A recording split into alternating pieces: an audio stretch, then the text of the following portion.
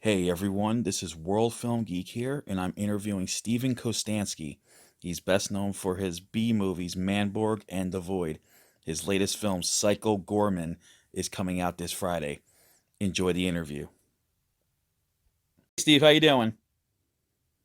Good. How are you, Albert? I'm good. Oh my God, I have to say this. I think Psycho Goreman is one of my favorite films of 2021, and we're only in January. Oh my God, thank you. That's very generous of you to say.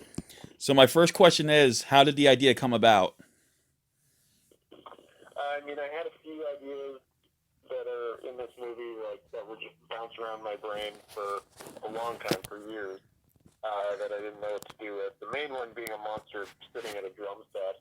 It's just such an absurd image that I like to reminisce on, but didn't know what to do with until one day I was watching Rawhead Rex, and I started riffing on the idea of like, what if you took this core premise of like an ancient evil that's resurrected, but then you mash that together with a kid's adventure film, like something like E.T. Like, what would happen? And I instantly fell in love with the idea because, like, when you commit to like horror stuff, staying serious in that genre, and the kids like the kind of optimistic family film aesthetics of something like E.T., like keeping that intact, you realize like those two genres don't really fit together very well, and it was a great source of humor. As I was thinking up the idea, so I just kept coming with all these absurd scenarios where like the two genres would be at odds with each other, and the idea really just came out of that, and we just like and we reckoning on the core concept. Like, well, okay, what if you had like an ancient evil, like alien warlock that's resurrected? That you like paired up two kids, and they just go on weird adventures together. So once Nice. I had that simple core concept, it was really easy to just like hang out some crazy ideas off of it because it was just such an easy, simple. That's awesome. And I gotta say, the cast was great. I mean, I gotta say, I usually don't root for little girls who are complete smartasses or badasses, but this one took the cake for me. I think if her and last year's movie Becky, if those two got together and did a movie together, those bring those two characters together, that would be hell on earth. So that was Oh great. yeah, that would be insane. And what was Well, it? thank. Yeah, I think it was very. It was certainly like stressful casting this movie because on paper, like yeah, the characters were very specific, and it's like, well, what if you don't find kids that can pull that off? Like it's a gamble, Mm-hmm. and everybody warns you, like, oh, like I working with kids is trouble. Even though I'd done it before in my ABC's the Death segment and had a great time. So, we just cast a really wide net, and surprisingly, Nita was one of the first audition tapes we got in, like self tape. Mm-hmm. And while it wasn't exactly the character, like I saw, like there was a level of professionalism with her that I really liked. Because my big concern was like having kids on set, like like they seeing them in a self tape is one thing, where it's like they're acting with their parents or whatever, but them being on set with like 50 other people and you're under the gun and like the clock's ticking, like I was worried, a good self tape might translate into like a scared kid on set. But Mm-hmm. Nina just showed so much confidence that I kept asking her to tape again and again, and every time refining the performance. And yeah, it was just like such an obvious choice that she was so good, even in those early stages. And the thing we said for Owen and Scout as well, like Owen's performance of Luke is so spot on. I think I lucked out in that all three of them really are their characters to a certain extent. Mm-hmm. And Nita will fully admit that she's very much Mimi in a lot of ways. That when she showed up on set, like she was very commanding, um, was not apprehensive at all about being on a set with a full crew of adults and a bunch of monsters walking around with body parts strewn all over the floor. Like she was not fazed by any of it, and yeah, we could not have asked for a better scenario That's with our actors. We really knocked it out of the park. that's awesome. And one part that really surprised me was the forest fight scene. and I saw Alex Chung's name on there, and I actually just watched one of his movies, Contracts, just recently, and it was pretty good for what it was. How did he come on board as the stunt Alex critic? is, I mean, I've known Alex for quite a while. I mean, we're all in Toronto, we're all kind of part of the same film scene. Mm-hmm. And 8 years ago, I was one of the Phantom Troopers, and so I've always kept in touch with him and his little stunt team that he has going. And so I offered him this movie, and he was all over it.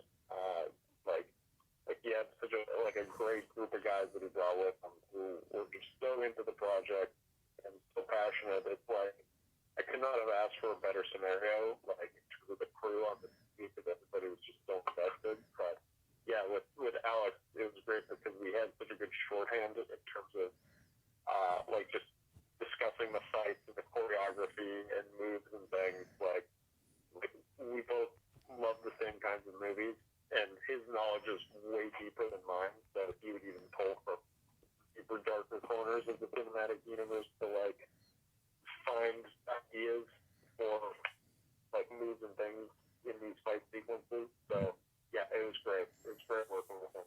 That's awesome. And I hope people going into this, when they see the trailer, they're gonna see like, oh, it's a kids movie, and I'm gonna be like, no, it's not. Because trust me, it's not a kids movie.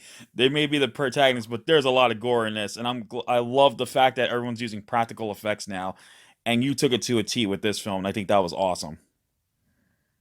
Oh, thank you. Yeah, I mean, I'm calling this movie like a kids movie for adults, or like an adult kids movie. Like it's just I'm making a movie that I think adults can watch, and it'll take you back to like growing up and watching these types of movies, but it delivers on the adult content. Like it delivers on the gore and the violence.